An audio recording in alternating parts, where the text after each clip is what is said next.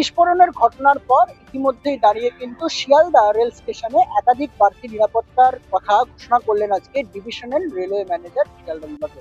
এই কথা মাথায় রেখে বিভিন্ন শিয়ালদা স্টেশনের অভ্যন্তরে যে সকল যে সকল প্ল্যাটফর্ম গুলো রয়েছে সেই প্ল্যাটফর্ম গুলির মধ্যে কিন্তু এই কড়া নজরদারি মূলত তত্ত্বাবধানে রাখা হবে।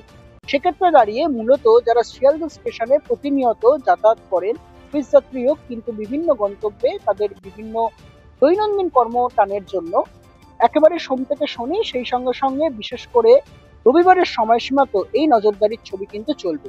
আমরা যদি নজর রাখি এই চেকিং গুলো কিন্তু আরপিএফ এর তরফ থেকে কিভাবে করা হবে। প্রথমেই জানিয়ে রাখবো, যাত্রী ও লাগেজ তল্লাশি জোরদার করা হচ্ছে।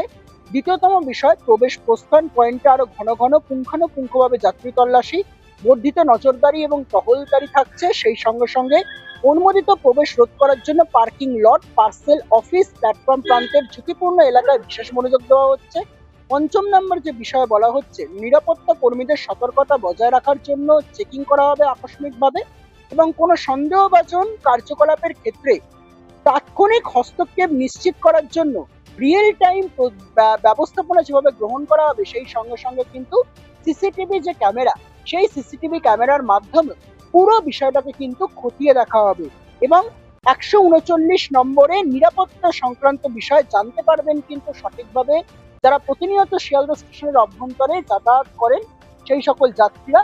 এবং সর্বশেষ আজকে ডিভিশনাল রেলওয়ে ম্যানেজারের তরফ থেকে যেটা দাবি করা হয়েছে, শুধু শিয়ালদা স্টেশনই নয়, একই রকম ভাবে কিন্তু বালিগঞ্জ থেকে শুরু করে তার পাশাপাশি শিয়ালদার পরবর্তী যে স্টেশন রয়েছে বিধাননগর রোড, এই সকল মূলত জায়গাগুলির ক্ষেত্রেও কিন্তু বাড়তি নজরদারি এবং দমদমের মতো আশেপাশের স্টেশনগুলোতেও কিন্তু এই বাড়তি নজরদারির কথা তারা বজায় রেখেছেন।